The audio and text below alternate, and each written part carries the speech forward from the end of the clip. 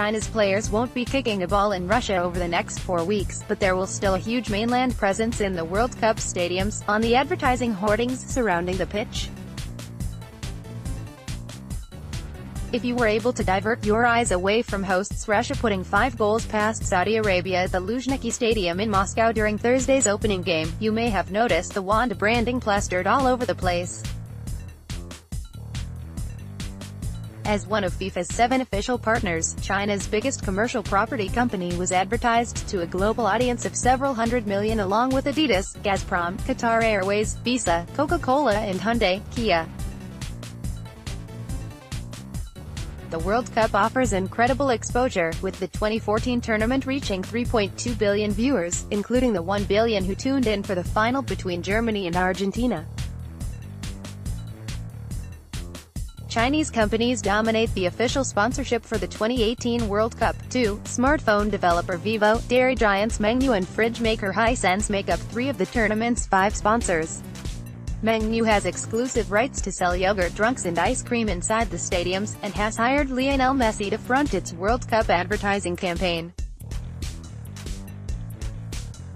China is the second largest economy in the world and is likely to be number 1 in our lifetime, but 20 years ago it was nowhere near that level where Chinese companies are showcasing themselves on the global stage, said Paul Fox, chief executive of Asian gaming company Let2. What World Cup 2018 matches can I watch today? Portugal v Spain, Egypt v Uruguay and Morocco v Iran. It marks a significant change from the 2014 World Cup in Brazil.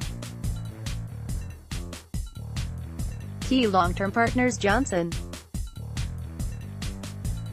According to the Nielsen Sports World Football Report 2018, the value of World Cup sponsorship has dropped compared to the 2014 tournament in Brazil, with FIFA sponsor revenue tumbling from $1.629 billion to $1.45 billion.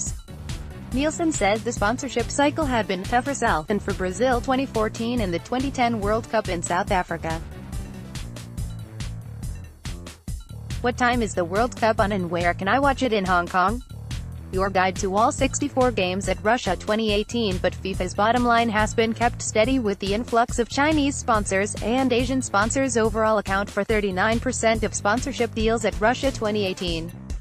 Is the advent of Chinese money infiltrating the rest of the world via buying businesses, teams, advertising products domestically or internationally, said Fox, who brokered a deal between Let2 and Welsh football club Swansea to become its main sponsor for the 2017-18 Premier League season.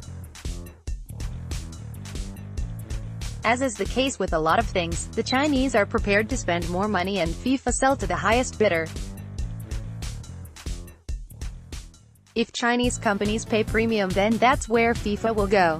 Western companies have been backing down, but one of the main things to focus on here is the bigger picture of football in China. Can Hong Kong's World Cup animal oracle Datu the dog predict the winner of Russia 2018? Historically, the game has never really been that popular in the mainland.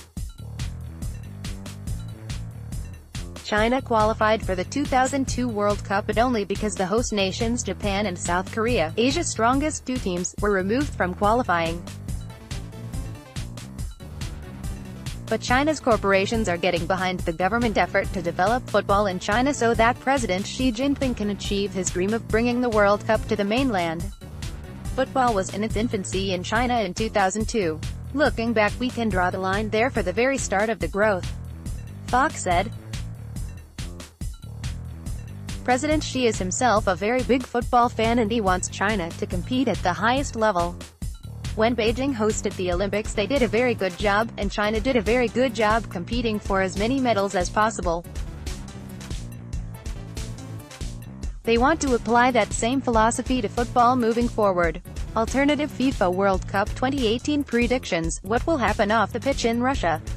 Xi's plan seems to be working. The Nielsen report added that interest in football has increased in China from 27% in 2013 to 32% in 2017.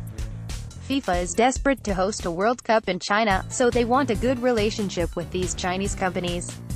Fox said, the government wants it too. Put those forces together and it's inevitable that China will host a World Cup.